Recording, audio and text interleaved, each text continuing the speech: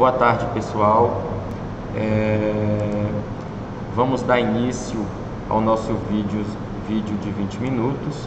Hoje nós vamos abordar a disciplina de Noções Gerais de Economia e nós vamos começar a falar do nosso tópico na página 10, conceitos básicos, né? Atualmente a economia é um campo das ciências sociais que analisa os sistemas de produção de bens e serviços, que tem por objetivo principal proporcionar informações para a melhor alocação dos recursos destinados para a produção de bens e serviços comercializados, com o intuito de satisfazer as necessidades individuais e coletivas da sociedade. O principal problema da economia é relacionado com a escassez de recursos utilizados na produção de bens e serviços, uma vez que as necessidades humanas são ilimitadas e a renovação se renova com o passar do tempo, devido ao crescimento populacional e à contínua elevação do padrão de vida. Sempre que nós temos que o ser humano tem uma necessidade atendida, imediatamente ele cria outra. É automático isso no ser humano. Então, por conta disso, a gente diz que as necessidades humanas são ilimitadas, mas os recursos são limitados. E a economia trata de resolver esse problema, de administrar, de gerenciar qual o melhor método de se lidar com os recursos escassos e atender o maior número possível de necessidades humanas com esses recursos. São exemplos de necessidades humanas: alimentação, educação, moradia, vestuário, serviços de transporte, comunicação, lazer e artigos de luxo, como carros e viagens internacionais.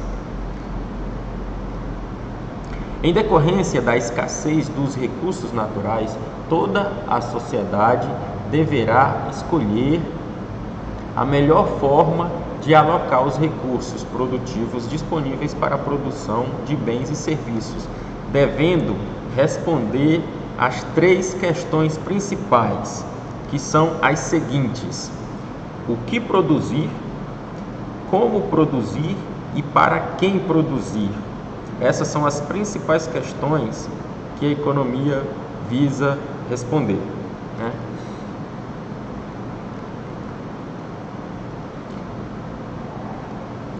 Agora vamos tratar da classificação de bens e serviços. Bem é considerado tudo aquilo que possui algum tipo de utilidade para o ser humano, sendo capaz de satisfazer uma necessidade ou de suprir uma carência humana. Bens econômicos são aqueles relativamente escassos, ou seja, que não estão disponíveis para todas as pessoas que os desejam e que necessitam de trabalho humano para que possam ser obtidos. Além disso, os bens econômicos possuem um preço no mercado, já que, sendo desejado, escasso e requerendo trabalho humano, há pessoas dispostas a pagar por eles. Nesse sentido, o ar que respiramos não é um bem econômico, já que sua oferta é ilimitada e não requer nenhum trabalho humano para seu uso. Pessoal, realmente o ar não é um bem econômico e também não é um bem limitado. Ele é ilimitado no sentido de que os animais respiram oxigênio e as plantas respiram o substrato, ou seja, o que a gente elimina. E nesse ciclo, a gente respira oxigênio, devolve para a natureza gás carbônico, as plantas respiram gás carbônico e devolve para a natureza oxigênio. E esse ciclo mantém a cadeia infinita, né? Por isso que a gente diz que o ar é um bem ilimitado, não é um bem econômico e é ilimitado. Os bens econômicos podem ser classificados em bens materiais e bens imateriais. Os bens materiais podem ser divididos entre bens de consumo e bens de capital. Os bens de consumo são os que possuem a função de satisfazer imediatamente as necessidades do homem. Eles podem ser classificados como bens de consumo duráveis e bens de consumo não duráveis. Já os bens de consumo não duráveis são os tipos de bens utilizados por um breve período de tempo, como, por exemplo, alimentos, produtos de limpeza, combustíveis, produtos de higiene pessoal. Os bens de consumo duráveis são os bens que podem ser utilizados por um longo período de tempo, como, por exemplo, automóveis, televisão, geladeira e etc. Os bens de capital são os bens que compõem o sistema produtivo de uma empresa, ou seja, sua infraestrutura produtiva são a infraestrutura produtiva de uma empresa e que possuem a função de produzir outros bens. Os bens de capital também são conhecidos como bens de produção. São exemplos de bens de capital as máquinas e os equipamentos de uma empresa que produzem os bens vendidos por ela. Por exemplo, as serras, as planilhas, as plainas, as lixadeiras usadas para a produção de móveis são bens de capital. Da mesma forma, os tratores e os implementos utilizados para a produção de grãos são bens de capital de uma propriedade rural. Os bens podem também ser classificados como bens finais e bens intermediários. Os bens finais são aqueles que já possuem por todas as etapas de um processo. Os bens finais são aqueles que já passaram por todas as etapas de um processo produtivo e são diretamente consumidos ou usados. São exemplos de bens finais: carros, alimentos e televisão. Já os bens intermediários são os utilizados no sistema produtivo para a produção de outros bens. São exemplos de bens intermediários os fertilizantes utilizados pelo agricultor para a produção de soja ou a água utilizada para a produção de refrigerantes. Os bens imateriais são os que não possuem existência física, como, por exemplo, o serviço de assistência técnica ao produtor rural, a educação prestada por um professor ou ainda uma marca famosa e registrada como a Coca-Cola, por exemplo. São exemplos de bens imateriais. Agora, falando de fatores de produção. Fatores de produção são os recursos produtivos essenciais utilizados pelas empresas para a produção de bens e serviços, sendo eles capital, terra e trabalho. Os fatores de produção apresentam três características básicas: são limitados na quantidade, ou seja, são bens escassos, podem ser utilizados de diversas maneiras e podem ser combinados. Um exemplo de uso de fatores de produção é um homem utilizando um trator na preparação do solo para o plantio de feijão. Nesse processo são utilizados três tipos de fatores de produção: o trabalho humano, o trator, o trabalho da máquina e a terra, com o objetivo de produzir feijão.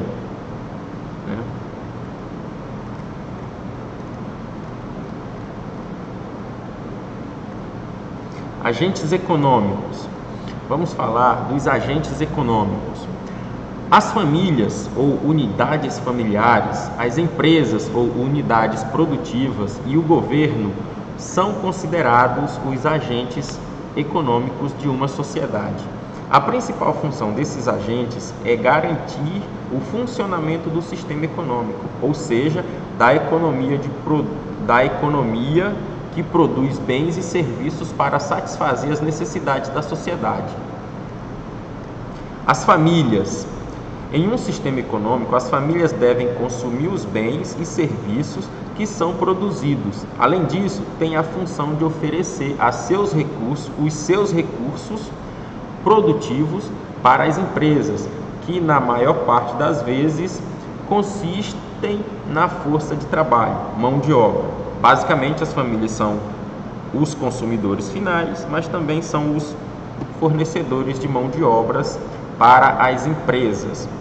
As empresas ou unidades produtivas, a função das empresas ou unidades produtivas é a de produzir e comercializar os bens e serviços na sociedade. A produção dos bens e serviços é originária da combinação dos fatores de produção: capital, terra e trabalho. No meio rural, as propriedades agrícolas são consideradas empresas, pois são unidades produtivas de bens escassos desejados pela sociedade. O governo, no que se refere ao sistema econômico, as principais funções do governo são fiscalizar a economia e prover a moeda que permite o funcionamento do sistema econômico. A ação do governo dá-se o nome de políticas públicas. Vamos falar de cadeias produtivas do agronegócio, né? De acordo com Batalha, em uma publicação de 2012, uma cadeia produtiva pode ser definida como um sucessivo processo de operações dissociáveis capazes de serem separadas e ligadas entre si por meio de um encadeamento técnico e também de um conjunto de relações comerciais e financeiras que se estabelecem entre os agentes econômicos que compõem a cadeia produtiva. Nessa imagem dá para a gente perceber mais ou menos qual é o fluxo existente na cadeia produtiva. Esse fluxo corre do campo para a cidade. O fluxo corre do campo para a cidade. Sempre produz-se no campo tanto alimentos, produtos que já vão direto para o consumidor, quanto matéria-primas que serão transformadas nas indústrias, nas agroindústrias, né? E aí vão chegar na mesa do consumidor final, na mão do consumidor final.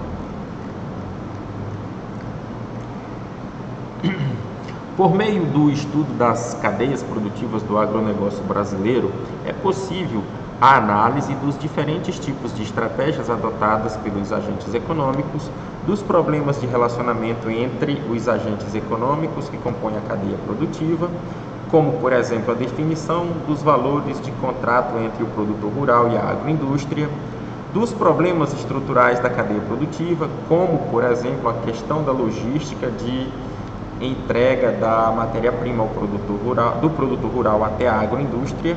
Também tem a questão da proposição das políticas públicas para o setor rural, como, por exemplo, as políticas de extensão e de crédito rural, de outros aspectos relevantes do setor agropecuário nacional.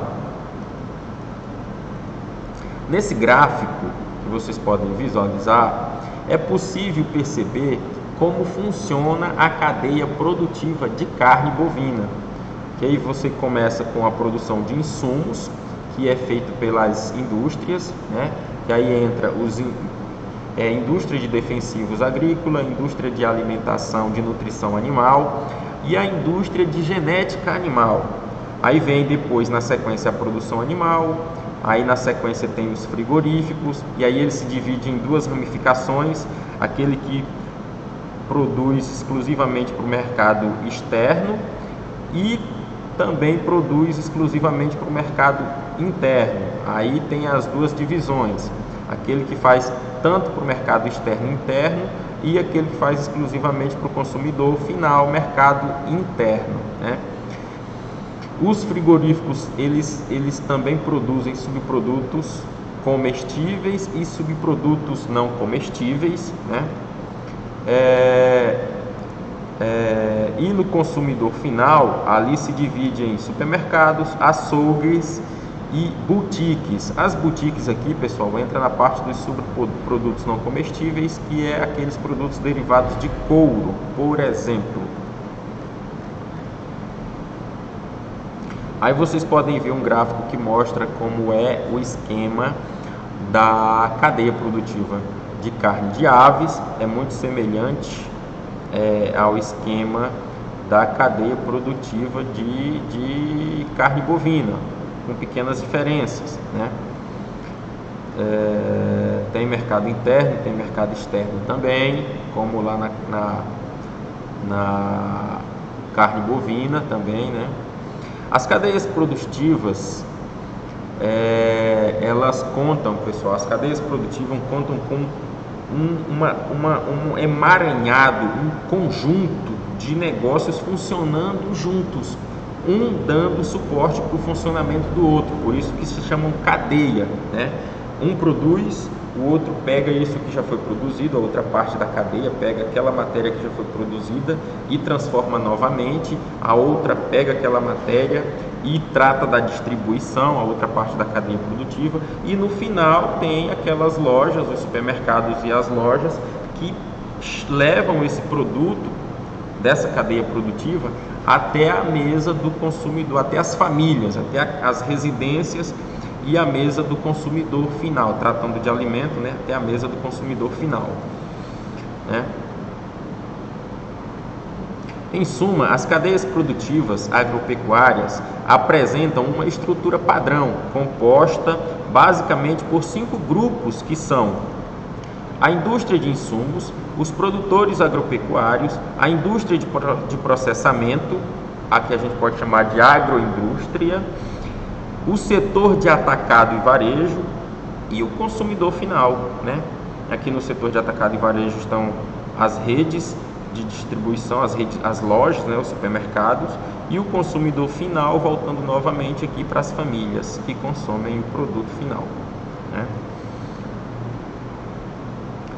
Aqui a gente pode ver alguns gráficos mostrando uma cadeia produtiva desorganizada, é uma bagunça, o pessoal não se entende, e nesse ponto aqui existe atraso, desperdício, e também existe a insatisfação do consumidor final, numa cadeia produtiva desorganizada, né? Na cadeia produtiva organizada, vocês vão verificar que as perdas, os desperdícios são muito pequenos, são reduzidos, o descontentamento da clientela também é muito menor, e o aproveitamento dos processos e das mãos de obra são muito mais rápidos, são muito mais ágeis, né? Pessoal, no nosso próximo tópico a gente vai falar aqui de economia rural ou economia do agronegócio.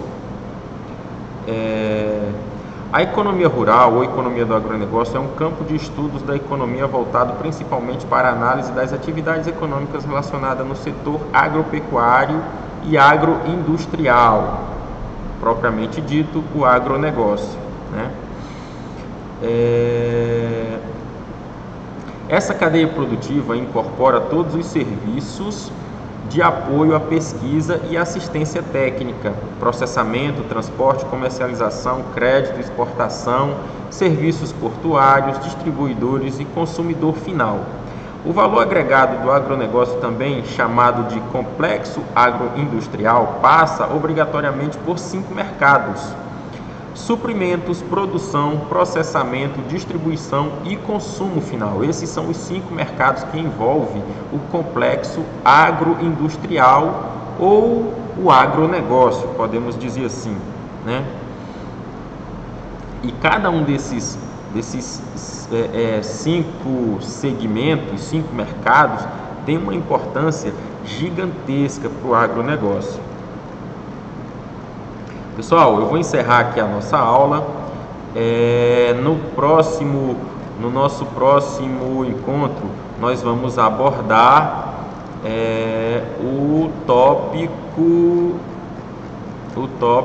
nós vamos abordar o tópico 2, estudo dos mercados. Estudo dos mercados. Tema 2, estudo dos mercados. Vai ser o nosso próximo encontro. Eu agradeço a participação, a audiência, a participação de vocês e até o nosso próximo encontro, tá bom? Boa tarde a todos e até lá.